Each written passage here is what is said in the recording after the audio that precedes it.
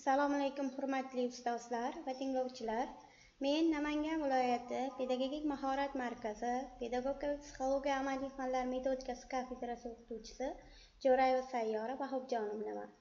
Bugun sizlar bilan 1-3 modul, ya'ni mutaxassislikdan bolalar va ta'lim oluvchilar bilan ijtimoiy, ruhiy va rivojlantiruvchi ishlar modulining 1-mavzusi bo'yicha gaplashamiz. Mavzuyimiz ijtimoiy, ruhiy va rivojlantiruvchi ishlarning zamonaviy nazariyalari, yondashuvlari va amaliyoti. Ijtimoiy, ruhiy va rivojlantiruvchi ishlar bu insonning shaxsiy, ruhiy, psixologik va ijtimoiy rivojlanishini ta'minlash, unga ijtimoiy hayotda faol ishtirok etishga yordam berish maqsadida amalga oshiriladigan tizimli faoliyatdir. Bu turdagi ishlar odatda maktab, kollej, universitet, bolalar bog'chasi, korxona yoki mahalla kabi muassasalarda psixolog, ijtimoiy pedagog yoki murabbiylar tomonidan olib boriladi. Ijtimoiy ruhiy ishlarni samarali olib borish uchun ta'lim oluvchilar va ularning ota-onalariga psixologik ta'sir ko'rsatishning maxsus vositalar mavjud bo'lib, ular shaxsning ichki holatini tushunish, muammolarni aniqlash va ijobiy o'zgarishlarga erishish uchun qo'llaniladi. Ijtimoiy, ruhiy va rivojlantiruvchi ishlar sohasida zamonaviy nazariyalar, yondashuvlar va amaliyot, ijtimoiy ish, psixologik maslahat, reabilitatsiya, tarbiyaviy va rivojlantiruvchi faoliyatlar doirasida amalga oshiriladi. Zamonaviy nazariyalar. Ushbu yo'nalishlar bo'yicha asosiy nazariyalar, yondashuvlar, amaliyotlar. Ekologik tizim nazariyasi. Inson taraqqiyoti u yashayotgan tizimlar, maktab, oila, jamiyat bilan o'zaro aloqada shakllanadi. Ya'ni inson taraqqiyotida oila, maktab va jamiyat juda ham muhim sanaladi. Har bir ijtimoiy xodim yoki har bir shaxsning muhitini ham tahlil qilish kerak. Mustahkamlash nazariyasi har bir insonda mavjud ijobiy jihatlar va kuchli tomonlar ustida ishlashga asoslanadi. Muammodan ko'ra imkoniyatga e'tibor qariladi. Ya'ni mavjud imkoniyatlar bu mavjud g'alabalarni keltirib chiqaradigan omillar sanaladi. Kritikal nazariya jamiyatdagi tengsizlik va adolatsizlikka qarshi kurashish g'oyasini ilgari suradi. Marginal guruhlar, ayollar, nogironlar, migrantlar huquqlarini himoya qilishda qo'llaniladi.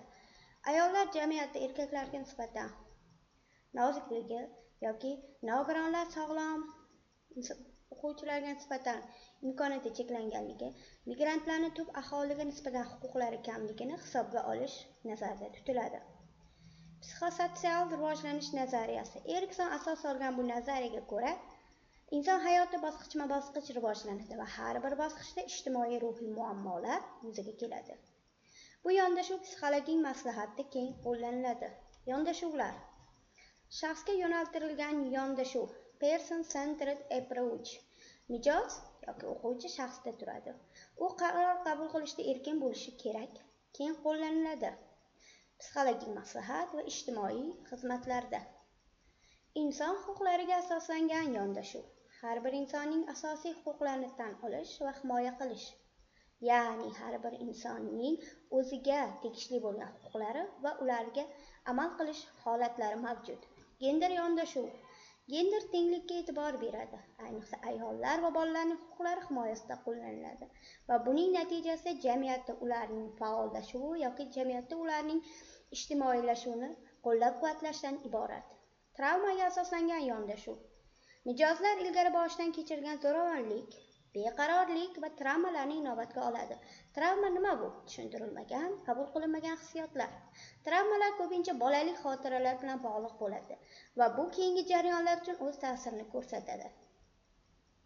Ijtimoiy tenglikni ta'minlash maqsadida bu holatlar, bu yondashuvlar ishlatiladi.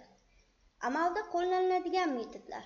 Mijoz muammolarini aniqlash va ularni resurslarini aniqlash, ularga yo'naltirish, guruhiy maslahat va terapiyalar, o'xshash muammolarga ega insonlar bilan ishlash, ya'ni ulardagi bir xil guruhiy muammolar bir-biriga yechim bo'lishga yordam bo'lishi mumkin. Oila bilan ishlash, oila ichidagi muammolarni aniqlab, maslahat berish.